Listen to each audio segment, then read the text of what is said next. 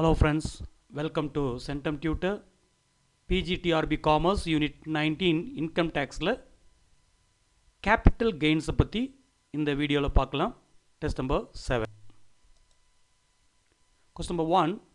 DAS provides that any profits or gains arising from the transfer of a capital asset affected in the previous year will be chargeable to income tax under the head capital gains. DAS provides, அதாவது எந்த section provide பண்ணுதுன்னு கேட்குறாங்க. அதாவது ப்ராஃபிட்டோ கெயினோ arise ஆகும் எப்போ அப்படின்னு கேட்டிங்கன்னா, ஒரு கேபிட்டல் அசட்டு ட்ரான்ஸ்ஃபர் ஆகும்போது, ப்ரீவியஸ் இயரில் ட்ரான்ஸ்ஃபர் ஆகும்போது அதை வந்து நம்ம சார்ஜ் பண்ணுவோம், இன்கம் டேக்ஸ் சார்ஜ் பண்ணுவோம். எந்த ஹெட்டிங்கில்னு கேட்டிங்கன்னா, கேபிட்டல் கெயின்ஸ் அப்படின்ற ஹெட்டிங்கில் நம்ம சார்ஜ் பண்ணுவோம். That comes under which section அப்படின்னு கேட்குறாங்க. So section 45. Question number 2. What are the conditions to be fulfilled for charging of income under the head capital gains? Capital gain அப்படின்ற ஹெட்டிங்கில் இன்கம்மை charge பண்ணுவோம். அதுக்கு சில conditions fulfil பண்ணும். இதில் எந்தெந்த கண்டிஷன் கேட்குறாங்க?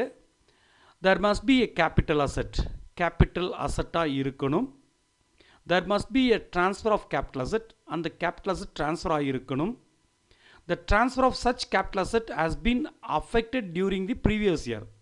அந்த capital asset உடைய transfer previous yearல affect பண்ணியிருக்கணும். All the above. இதில் ஏதாவதா இல்லை எல்லாமே கேட்டிருக்காங்க.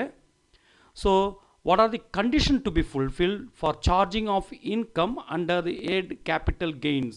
Capital gain ஹெட்டிங்கில் ஒரு இன்கம்மை சார்ஜ் பண்ணுறதுக்கு என்னென்ன கண்டிஷன் ஃபுல்ஃபில் ஆகிருக்குன்னா, ஒரு கேபிட்டல் அசட் கண்டிப்பாக இருக்கணும். அந்த கேபிட்டல் அசட் ட்ரான்ஸ்ஃபர் ஆகிருக்கணும். அந்த ட்ரான்ஸ்ஃபர் ஆகக்கூடிய அந்த கேபிட்டல் அசட்டுடைய அஃபெக்ட் வந்து அந்த ப்ரீவியஸ் இயரில் இருக்கணும். So that means all the above is the correct answer. Question number 3. Capital asset means, capital asset அப்படின்னா என்ன? செக்ஷன் 214ல் டிஃபைன் பண்ணுறாங்க. கேபிட்டல் அசட் அப்படின்னா என்ன அப்படின்னு கேட்குறாங்க. Property of any kind held by an assessee. ஒரு அசஸிட் இருக்கக்கூடிய எல்லா விதமான ப்ராப்பர்ட்டியும், இல்லைன்னா any securities held by a FII. Securities, இந்த எஃப்ஐஐ கிட்ட இருக்கக்கூடிய செக்யூரிட்டிஸ். எஃப்ஐஐ அப்படின்றது foreign institutional investments. Foreign institutional investment கையில் இருக்கக்கூடிய செக்யூரிட்டிஸ் எல்லாமே. இல்லை ஏயும் பியும் ரெண்டுமே சேர்ந்தால், இல்லை ஏ மட்டுமா அப்படின்னு கேட்டிருக்காங்க. கேபிட்டல் அசட்ன்றது எனி கைண்ட் ஆஃப் ப்ராப்பர்ட்டி. அசஸிக்கிட்ட இருக்கக்கூடிய எல்லா விதமான ப்ராப்பர்ட்டியும், எனி கைண்ட் ஆஃப் ப்ராப்பர்ட்டியும் கேபிட்டல் அசட் தான். அதே மாதிரி எஃப்ஐஐ கிட்ட, ஃபாரின் இன்ஸ்டிடியூஷனல் இன்வெஸ்ட்மெண்ட்ஸ், அதில் இருக்கக்கூடிய செக்யூரிட்டியும் கேபிட்டல் அசட் தான். So the answer is both A and B. Question number 4. Capital asset does not include. இந்த கேபிட்டல் அசட்டில் நம்ம என்ன பார்த்தோம்? ப்ராப்பர்ட்டி ஆஃப் எனி கைண்டுன்னு பார்த்தோம். அதேமாதிரி செக்யூரிட்டிஸ் ஹெல்டு பை எஃப்ஐஐன்னு பார்த்தோம். இதில் ஒரு 3 ஐட்டம்ஸ் கொடுத்துருக்காங்க, ஏபிசி. அதாவது stock in trade, raw materials extra, agricultural land in rural areas, special bearer bonds, gold bonds, all the above அப்படின்னு கொடுத்துருக்காங்க. இதில் எது வந்து கேபிட்டல் அசட் கிடையாது? ஸ்டாக் இன் ட்ரேட், ரா மெட்டீரியல்ஸா, இல்லை அக்ரிகல்ச்சர் லேண்ட் இன் ரூரல் ஏரியாவா, ஸ்பெஷல் பேரர் பாண்ட்ஸும் கோல்டு பாண்ட்ஸுமா, இல்லை இது எல்லாமே கேபிட்டல் அசட்டில் வராதா அப்படின்னு கேட்டிருக்காங்க. இந்த கேபிட்டல் அசட்டில் இது 3மே வராது. ஸ்டாக் இன் ட்ரேடும் வராது, ரா மெட்டீரியல்ஸும் வராது. அக்ரிகல்ச்சர் லேண்ட், அதுவும் ரூரல் ஏரியாவில் இருக்கக்கூடிய அக்ரிகல்ச்சர் லேண்ட், கிராமப்புறத்தில் இருக்கக்கூடிய வில்லேஜ் ஏரியாவில் இருக்கக்கூடிய அக்ரிகல்ச்சர் லேண்ட் வந்து கேபிட்டல் அசட்டில் வராது. அதுமாதிரி ஸ்பெஷல் பேரர் பாண்ட்ஸும் கோல்டு பாண்ட்ஸும் இந்த கேபிட்டல் அசட்டில் வராது. அப்போது இதோட ஆன்சர் ஆல் தி எபோவ். இதில் இருக்கக்கூடிய எதுவுமே கேபிட்டல் அசட்டில் இன்க்ளூட் ஆகாது. Question number 5. The following shall not be regarded as capital asset. இதில் பாருங்கள், இதில் எதில் வந்து எதெல்லாம் வந்து கேபிட்டல் அசட் அப்படின்னு நம்ம சொல்ல மாட்டோம். இதில் எது அர்பன் லேண்டா, அதாவது நகரப்புறத்தில் இருக்கக்கூடிய நிலமா, இல்லை securities held by FII foreign institutional investment கூட இருக்கக்கூடிய செக்யூரிட்டிஸா, மோட்டார் காரா, இல்லை ஆர்காலஜிக்கல் கலெக்ஷன்ஸா, இதில் எதை வந்து கேபிட்டல் அசட்டாக நம்ம கன்சிடர் பண்ண மாட்டோம் அப்படின்னு கேட்டிருக்காங்க. இதில் கேபிட்டல் அசட்டாக மென்ஷன் பண்ணாத ஒரு பொருள் வந்துட்டு motor car. Question number 6. Raja purchased a car from his personal use for rupees 5 lakh in April 2015 and sold the same for 5,50,000 in July 2019. The taxable capital gains would be nil, 5,50,000, 50,000, 1,288. இதில் பாருங்கள், ராஜா வந்து ஒரு personal யூஸ்க்காக ஒரு car வாங்கியிருக்காரு. 5 lakhs கொடுத்து April 2015. July 2019 அது 5,50,000 விற்றுட்டார். அவருக்கு வந்து ப்ராஃபிட் கிடச்சிருக்கு. 5 lakh ரூபி இருக்கக்கூடிய காரை 5,50,000 rupees விற்றுருக்காரு. 50,000 rupees அவருக்கு லாபம் கிடச்சிருக்கு. அதுக்கு வந்து டேக்ஸபிள் கேபிட்டல் கெயினில் எவ்வளோ டேக்ஸபிள்னு கேட்டிருக்காங்க. நம்ம ஏற்கனவே பார்த்தோம், இது கார் அப்படின்னு மோட்டார் கார் வந்து கேபிட்டல் அசட்டில் வராது. ஒன்று அப்படியே வராது. அதனால் வந்து இதுக்கு வந்து டேக்ஸ் அந்த கேபிட்டல் கெயின்ற ஹெட்டிங்கில் வந்து டேக்ஸபிள் கிடையாது. ஸோ நில் தான் ஆன்சர். ஒரு விஷயம்.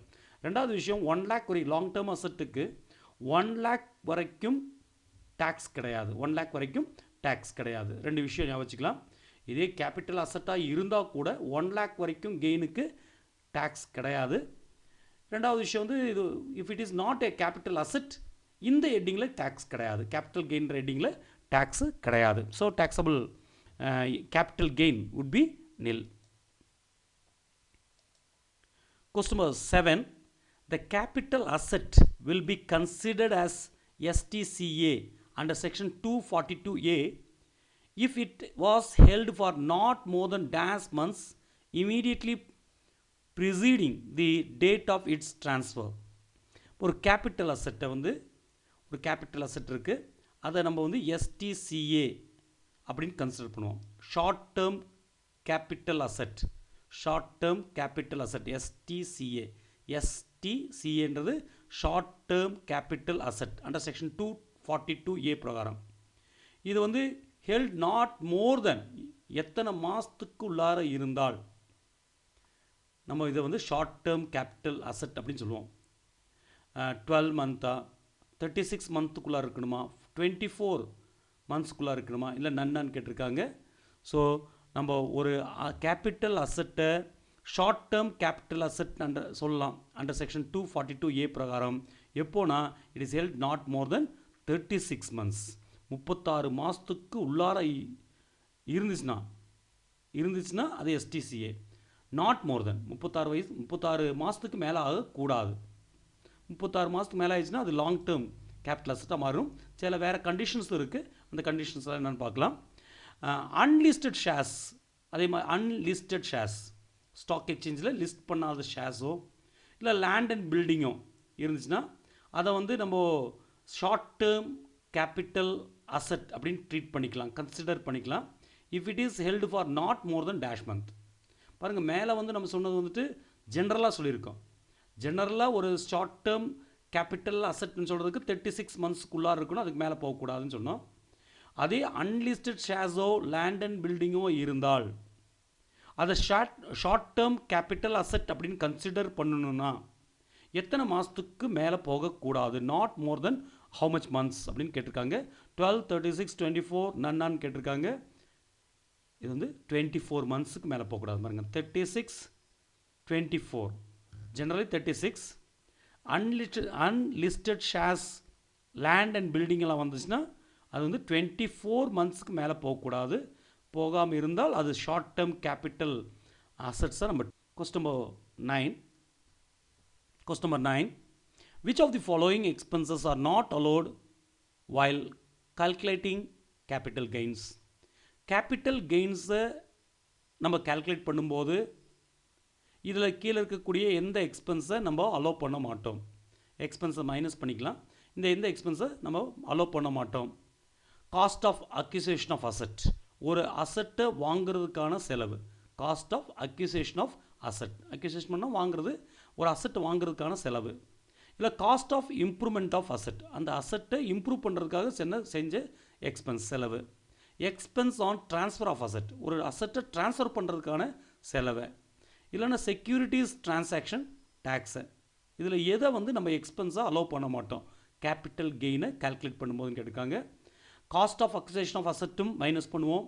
காஸ்ட் ஆஃப் இம்ப்ரூவ்மெண்ட் ஆஃப் அசெட்டும் நம்ம கன்சிடர் பண்ணுவோம். எக்ஸ்பென்சஸ் ஆன் ட்ரான்ஸ்ஃபர் ஆஃப் அசெட்டும் கன்சிடர் பண்ண மாட்டோம். விச் ஒன் இஸ் நாட் அலோடுன்னு கேட்டிருக்காங்க. So that is securities transaction, ஒரு செக்யூரிட்டி பத்திரங்களை மாற்றுவதற்கான டேக்ஸு, டிரான்சாக்ஷனுக்கான நடவடிக்கை, டிரான்சாக்ஷனுக்கான டேக்ஸை தான் நம்ம அலோவ் பண்ண மாட்டோம். Question number 10. In case of bonus shares, cost of acquisition will be nil. FMV, fair market value. Cost of the previous year owner none அப்படின்னு கேட்டிருக்காங்க. இப்போ பாருங்கள், ஒரு போனஸ் ஷேர் கிடைக்கிது, அதுக்கு காஸ்ட் ஆஃப் அக்யூசேஷன், அது பெறுவதற்கான செலவு. போனஸ் ஷேர் அப்படின்போது கம்பெனி எக்ஸிஸ்டிங் ஷேர் ஹோல்டருக்கு எக்ஸ்ட்ரா ஷேர்ஸை அவங்கக்கிட்ட எவ்வளோ ஷேர் இருக்கோ அதுக்கு ப்ரொப்போர்ஷனாக கொடுப்பாங்க. அதாவது சிலப்போ ரிசர்வ் அதிகமாக இருந்தாலோ, கம்பெனிக்கு அதிக ப்ராஃபிட் இருந்தாலோ எல்லா ப்ராஃபிட்டும் டிவிடெண்டாக கொடுக்க மாட்டாங்க. அதில் ஒரு பாகத்தை என்ன பண்ணுவாங்கன்னா போனஸ் ஷேர்ஸை கொடுத்துருவாங்க. போனஸ் ஷேர்ஸை கொடுக்கும்போது அதுக்கான செலவு எவ்வளோன்னு கேட்டிங்கன்னா ஒரு செலவு ஆகிறது இல்லை. அப்போ in case of bonus shares cost of acquisition will be nil. Question number 11. Long-term capital loss can be carried forward for next dash years. எப்போது ஒரு லாஸ், நம்ம ஏற்கனவே பார்த்துட்டு இருந்தோம், ஒரு லாஸ் வந்துச்சுன்னா, இப்போ டிப்ரிசியேஷன் ஒரு வருஷத்தில் நம்மளால் எடுக்க முடியல, டிப்ரிசியேஷன் ஒதுக்க முடியாத அளவுக்கு லாஸ் இருந்துச்சுன்னா, அந்த டிப்ரிசியேஷனை நம்ம வரக்கூடிய ஃப்யூச்சர் வருஷத்தில் வரக்கூடிய சப்சிக்வெண்ட் இயர்ஸில் நம்ம அட்ஜஸ்ட் பண்ண முடியும், கேரி ஃபார்வர்ட் பண்ண முடியும். அது இன்டெஃபினிட் பீரியட்னு படித்தோம் டிப்ரிசியேஷனுக்கு. அதேமாதிரி ஒவ்வொரு பொருளுக்கு ஒவ்வொரு டைம் கொடுத்துருக்காங்க அந்த லாஸை செட் ஆஃப் பண்ணுறதுக்கு. இங்கே லாங் டேர்ம் கேபிட்டல் லாஸ் வந்துச்சுன்னா எத்தனை வருஷம் வரைக்கும் கேரி ஃபார்வர்ட் பண்ணிக்கலாம் அப்படின்னு கேட்குறாங்க. ஸோ இங்கே 5 years, 6 years, 8 years இன்டெஃபினிட் கொடுத்துருக்காங்க. It is 8 years. 8 years வரைக்கும் நம்ம carry. Question number 12. Tax on long-term capital gain is. Long-term capital gain-க்கான டேக்ஸ் எவ்வளோன்னு கேட்டிருக்காங்க. 10%, 20%, 30%, 25% கேட்டிருக்காங்க. பாருங்கள், ஜெனரலாக கேட்டிருக்காங்க, வெறும் எதுன்னு மென்ஷன் பண்ணாமல் லாங் டேர்ம் கேபிட்டல் கெயின் அப்படின்னு கேட்டிருக்காங்க. அப்படி ஜெனரலாக கேட்டால் 20%. 20% தான் tax on long term capital gain. Question number 13. Cost of acquisition of self-generated goodwill, trademark, brand name, etc. is self-generated. அதாவது நம்ம கம்பெனியை உருவாக்குறது, சொந்தமாக உருவாக்குறது, நம்மளே கால்குலேட் பண்ணுவோம். குட்வில், ட்ரேட்மார்க், பிராண்ட் நேம் இதெல்லாம் சொந்தமாக பண்ணும்போது, சொந்தமாக ஜெனரேட் ஆகும்போது, செல்ஃப் ஜெனரேட் ஆகும்போது அதோட காஸ்ட் ஆஃப் அக்விசிஷன் எவ்வளோன்னு கேட்டிருக்காங்க. நில்லா இல்லை பர்ச்சேஸ் ப்ரைஸாக 20% நன்னு கேட்டிருக்காங்க. இங்கே பர்ச்சேஸ் வரதில்லை, செல்ஃப் ஜெனரேட்டட், அதனால் பர்ச்சேஸ் பண்ணுறதில்லை. ஸோ செல்ஃப் ஜெனரேட்டட் அப்படி வந்தாலே காஸ்ட் ஆஃப் அக்விசிஷன் இஸ் நில். Question number 14. Cost of acquisition of goodwill, trademark, brand name, etc. acquired from previous owner is. இதுக்கு முன்னால் இருக்க ஒரு ஓனர்கிட்டேருந்து நம்ம இதெல்லாம் வாங்கியிருந்தால், குட்வில்லோ, ட்ரேட்மார்க்கோ, பிராண்ட் நேமோ வாங்கியிருந்தால் அதோடைய காஸ்ட் ஆஃப் அக்விசிஷன் எவ்வளோ, வாங்கக்கூடிய செலவு எவ்வளோ, நில்லா பர்ச்சேஸ் ப்ரைஸாக 20% நன்னு கேட்டிருக்காங்க. ஸோ பர்ச்சேஸ் ப்ரைஸ் பாருங்கள், செல்ஃப் ஜெனரேட்டராக இருந்தால், குட்வில், ட்ரேட்மார்க், பிராண்ட் நேம் எல்லாம் செல்ஃப் ஜெனரேட்டடாக இருந்தால் காஸ்ட் ஆஃப் அக்விசிஷன் நில்லாக இருக்கும். அதே டைமில் ப்ரீவியஸ் ஓனர்கிட்டேருந்து நம்ம குட்வில், ட்ரேட்மார்க், பிராண்ட் நேம் எல்லாம் வாங்கியிருந்தால் cost of acquisition purchase price எவ்வளோ ரூபாய்க்கு வாங்கணுமோ அதுதான் நம்மளுடைய cost of acquisition. Question number 15. Tax on long-term capital gain on sale of shares covered under section 112A when exceeding rupees 1 lakh. Long term capital gain 112A பிரகாரம் 1 lakh exceed ஆயிடுச்சுன்னா how much tax is imposed கேட்டிருக்காங்க 10% tax 10% tax is imposed. இதே unlisted securities நம்ம பார்த்தோம். Question number 16, exemption on sale of residential house property is allowed for investment in land, shares, jewelry, a residential property. இப்போ நம்ம ஒரு residential house property இருக்குது, நம்மக்கிட்ட ஒரு வீடு இருக்குது. அந்த வீடை நம்ம விற்கும் பொழுது நம்ம என்ன பண்ணுவாங்கன்னா அந்த கேபிட்டல் கெயினை கால்குலேட் பண்ணுவாங்க. அதாவது என்னென்னு கேட்டிங்கன்னா, இப்போது நம்ம ஏற்கனவே அந்த வீடு வந்து நம்ம வாங்கும்போது 1 lakh இருக்குது. இப்போ இந்த வீடை வந்து நம்ம 3 lakhs விற்கிறோன்னா 2 lakhs நம்மளுக்கு கெயின் கிடைக்குது. அந்த 2 lakhsக்கு டேக்ஸ் பே பண்ணணும். ஆனால் அதில் ஒரு எக்ஸம்ஷன், நம்ம டேக்ஸே பே பண்ண வேண்டிய அவசியம் இல்லை. இப்போ 1 lakh ரூபி இருக்கக்கூடிய நம்மளுடைய அசட்டை நம்ம 3 lakh ரூபிக்கு நம்ம விற்றிருந்தால் 2 lakh நம்மளுக்கு கெயின் இருக்குது, அந்த கெயினுக்கு டேக்ஸ் பே பண்ணணும். ஆனால் அந்த 3 lakh ரூபியை இன்னொரு ரெசிடென்சியல் ப்ராப்பர்ட்டியாகவே நம்ம வாங்கிட்டால் அது வந்து ஃபுல்லி எக்ஸம்டட். அப்போ exemption on sale of residential house property is allowed for investment in the residential property. நம்ம வேறு லேண்ட் வாங்கினாலோ ஷேர் வாங்கினாலோ ஜுவல்லரி வாங்கினாலோ அந்த கெயினுக்கு நம்ம டேக்ஸ் பே பண்ணணும். ஆனால் அதே ரெசிடென்சியல் ப்ராப்பர்ட்டியும் ரெசிடென்சியல் ப்ராப்பர்ட்டியை நம்ம வாங்கியிருந்தால் அதுக்கு டேக்ஸு கிடையாது. Question number 17, capital asset include stock in trade, personal effect, gold deposit bond, property of any kind. ஒரு கேபிட்டல் அசட் அப்படின்றது எதை இன்க்ளூட் பண்ணியிருக்கோம்? ஸ்டாக் இன் ட்ரேடா, பர்சனல் எஃபெக்ட்ன்றது ஜுவல்லரி எல்லாம் வந்து பர்சனல் எஃபெக்ட், இல்லை கோல்டு டெபாசிட் பாண்டா, இல்லை ப்ராப்பர்ட்டி ஆஃப் எனி கைண்டா அப்படின்னு கேட்டிருக்காங்க. ஏற்கனவே ஃபஸ்ட்டு டெஃபினேஷன்லேயே பார்த்தோம், கேபிட்டல் அசட் அப்படின்றது ப்ராப்பர்ட்டி ஆஃப் எனி கைண்ட் அப்படின்னு தான் பார்த்தோம். ப்ளஸ் செக்யூரிட்டிஸ் ஹெல்டு இன் FIIன்னு பார்த்தோம். So capital asset include property of any kind. 18, rural area means any area. இப்போ நம்ம ரூரல் ஏரியா, அதாவது ஒரு அக்ரிகல்ச்சர் லேண்டு ரூரல் ஏரியாவில் இருந்துச்சுன்னா அது கேபிட்டல் அசட்டை நம்ம ட்ரீட் பண்ண மாட்டோம். அப்போ ரூரல் ஏரியா அப்படின்றத நம்ம தீர்மானம் பண்ணணும். ரூரல் ஏரியான்றது எந்த ஏரியா, அதுக்கு ஒரு டிஸ்டன்ஸ் வச்சுருக்காங்க. இந்த முனிசிபாலிட்டி இல்லைன்னா கண்டோன்மெண்ட் போர்டு அதோடைய ஜுரிடிக்ஷன் ஏரியாவில் இருந்து அதோடைய லிமிட்லேருந்து எத்தனை கிலோமீட்டர் தூரத்தில் இருந்தால் அந்த ஏரியாவை ரூரல் ஏரியாவாக சொல்லலாம் அப்படின்னு தான் ஜென்ரலாக சொல்லுவோம். அப்போ ஜென்ரலாக ஒரு முனிசிபாலிட்டி எடுப்போம், இல்லைன்னா ஒரு கண்டோன்மெண்ட் போர்டு மிலிட்ரி ஏரியா, அந்த கண்டோன்மெண்ட் போர்டு எடுப்போம், இல்லைன்னா முனிசிபாலிட்டி எடுப்போம். அவங்களுடைய ஜுரிடிக்ஷன்ஸ் இருக்குது, அவங்களுடைய ஏரியா இந்த இவ்வளோ தூரம் வரைக்கும் முனிசிபாலிட்டி, இவ்வளோ ஏரியா வரைக்கும் கண்டோன்மெண்ட் போர்டு அப்படின்னு சொல்லியிருப்போம். அந்த ஜுரிடிக்ஷனில் இருந்து எத்தனை கிலோமீட்டர் தூரத்தில் இருக்கக்கூடிய ஏரியாவை ரூரல் ஏரியா அப்படின்னு சொல்லலாம் அப்படின்னு இருக்குது. அதுக்கு கண்டிஷன்ஸ் இருக்குது. அதாவது 10 லட்சத்துக்கு மேலே மக்கள் தொகை இருக்கக்கூடிய முனிசிபாலிட்டியிலிருந்து எவ்வளோ தூரத்தில் இருக்கிறது அப்படின்னு கேட்டிருக்காங்க.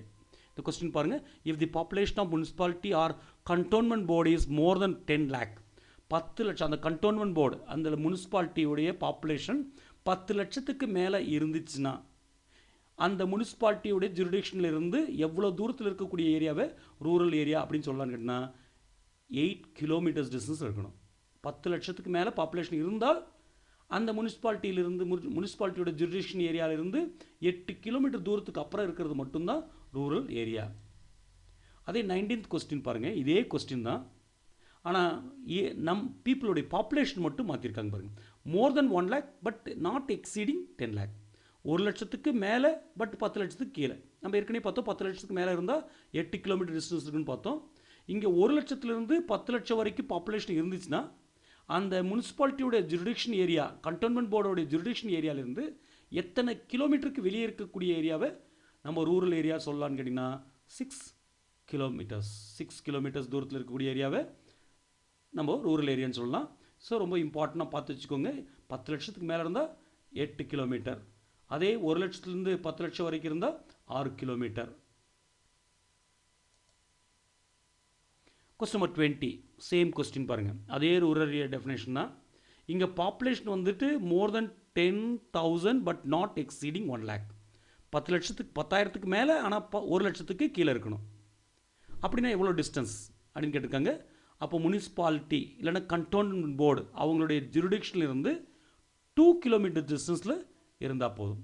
2 கிலோமீட்டர் டிஸ்டன்ஸ் இருந்தாலே that is considered as rural area. அப்போ 3 டெஃபினேஷன் இருக்குது ரூரல் ஏரியா.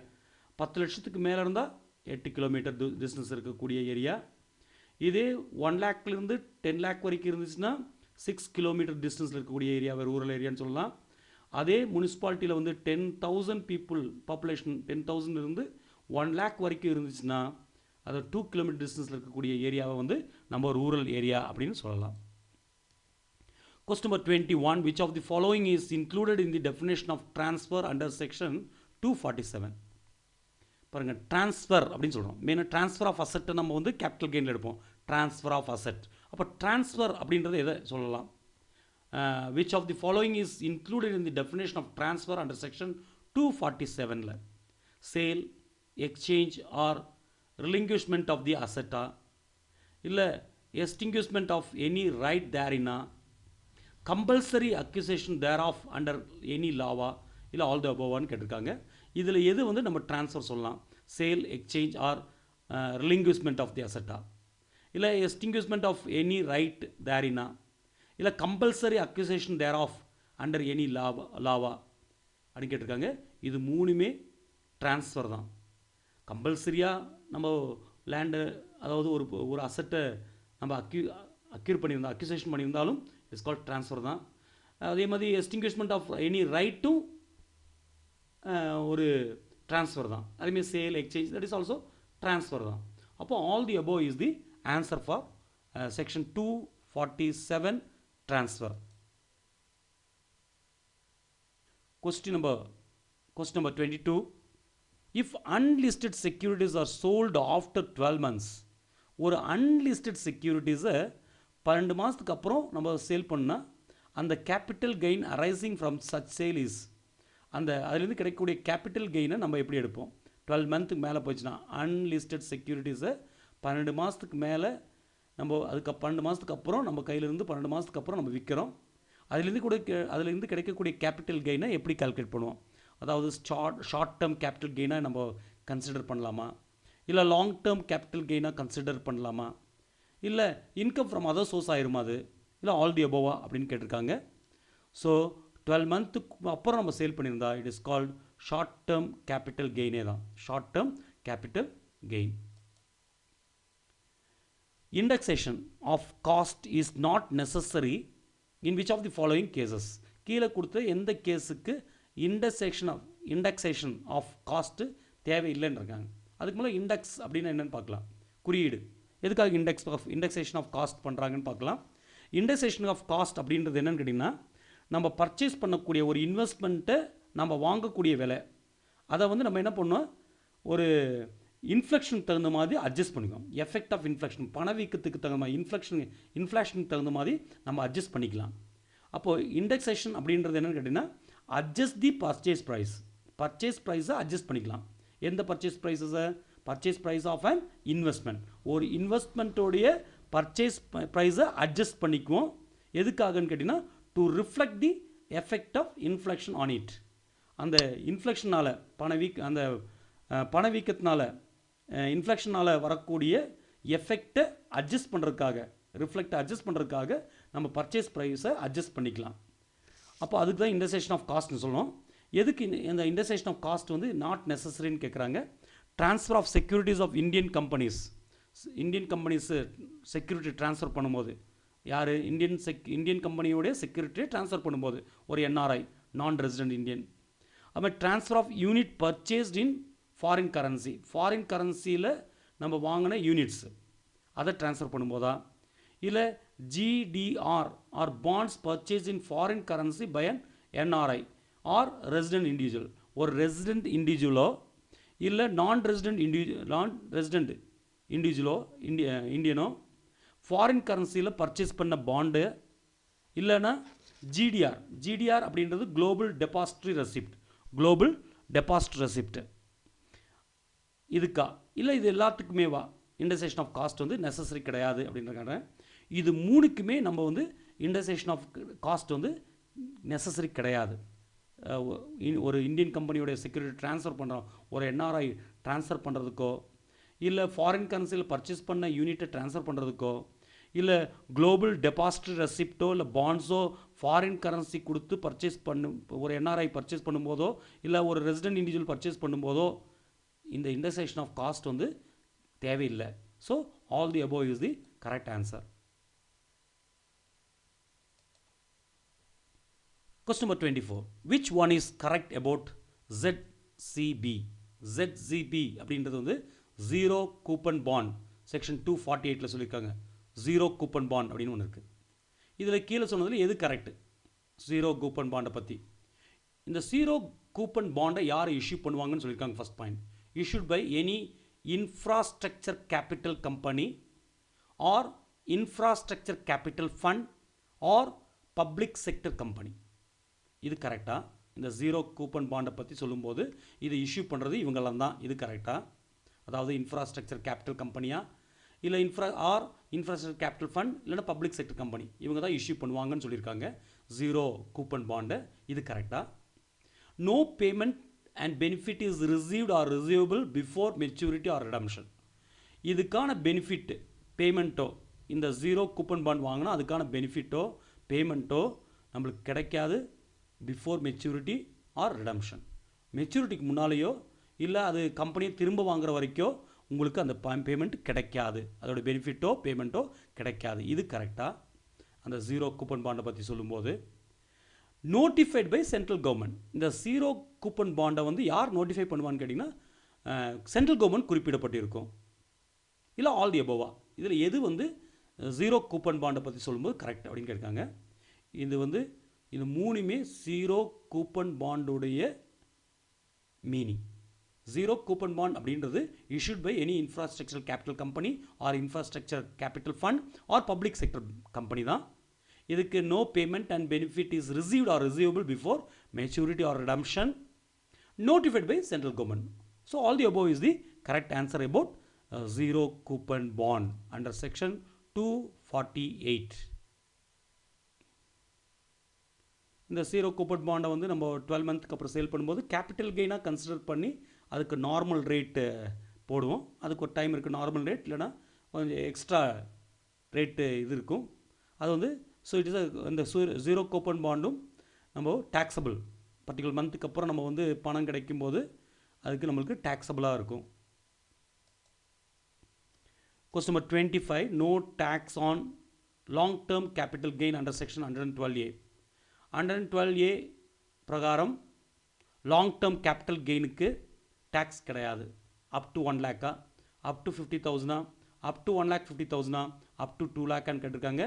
ஸோ இது வந்து அப் டு 1 lakh வரைக்கும் லாங் டேர்ம் கேபிட்டல் கெயினுக்கு டேக்ஸு கிடையாது. இப்போ இந்த கேபிட்டல் கெயின்ஸை பற்றி பார்த்தோம். கேபிட்டல் கெயின்ஸ்ன்றது ஒரு ஹியூஜ் சாப்டர், ஒரு பெரிய ஒரு கடல் மாதிரி உள்ள ஒரு சாப்டர். அதில் சில குறிப்பிட்ட முக்கியமான பாகங்களை மட்டும்தான் இங்கே குறிப்பிடப்பட்டிருக்கு. ஏன்னா எல்லாத்தையும் கொடுக்கறதுக்கான டைமோ அதுக்கான வசதிகளோ கிடையாது. இதுக்கு வந்து it will take more time. நீங்கள் இதை ஒரு ஃப்ரேமாக யூஸ் பண்ணி இந்த கொஸ்டின்ஸை ஒரு ஃப்ரேம்ன்றது ஒரு பவுண்ட்ரியாக யூஸ் பண்ணி இதுக்குள்ளே இருக்கக்கூடிய மற்ற விஷயங்களை பற்றியெல்லாம் ஒரு மேலோட்டமாக பார்த்து வச்சிடணும். இந்த கொஸ்டின்லாம் பார்த்தீங்கன்னா ஒரு யூனிவர்சிட்டியில் கேட்கக்கூடிய கொஸ்டின்ஸ், ஏற்கனவே யூனிவர்சிட்டியில் கேட்ட கொஸ்டின்ஸ், ஏற்கனவே ஒவ்வொரு நம்ம டிஆர்பியில் ஏற்கனவே ப்ரீவியஸ் கொஸ்டினில் கேட்ட கொஸ்டின்ஸ் நான் இது வரைக்கும் எடுக்கலை, அதை பார்க்கவும் கிடையாது. So I have that questions. இது தனியாக வீடியோவாக போடலான் இருக்கு. இதெல்லாம் படித்து முடித்தோன்னே அந்த ப்ரீவியஸ் இயர் கொஸ்டின்ஸில் ஒவ்வொரு யூனிட் வைஸ் என்னென்ன கொஸ்டின் கேட்டிருக்காங்க அதை ஒர்க் அவுட் பண்ணலான் இருக்கேன். ஃபஸ்ட் ஜென்ரலாக படித்து முடிச்சுட்டு அப்போ இது வந்து பார்த்திங்கன்னா இந்த கொஸ்டின்ஸ் எல்லாமே மேக்ஸிமம் பார்த்திங்கன்னா சார்ட்டர்டு அக்கௌண்டன்ட், அதாவது institute of chartered account of இந்தியாவோடைய புக்லேருந்து ரெஃபர் பண்ணி அதுலேருந்து காயின் பண்ண கொஸ்டின்ஸ் தான் இது மேக்ஸிமம் இந்த மாதிரி கொஸ்டின்ஸில் கேட்கக்கூடிய கொஸ்டினோ இல்லை அதுலேருந்து காயின் பண்ண கொஸ்டினாக தான் இது மேக்ஸிமம் கேட்டிருக்கேன். ஜென்ரலாக கேட்கக்கூடிய கொஸ்டின்ஸ் தான் கேட்டிருக்கேன். அப்போது நம்ம டிஆர்பிக்கு இந்த மாதிரி கொஸ்டின்ஸ் தான் ஃப்ரேம் பண்ண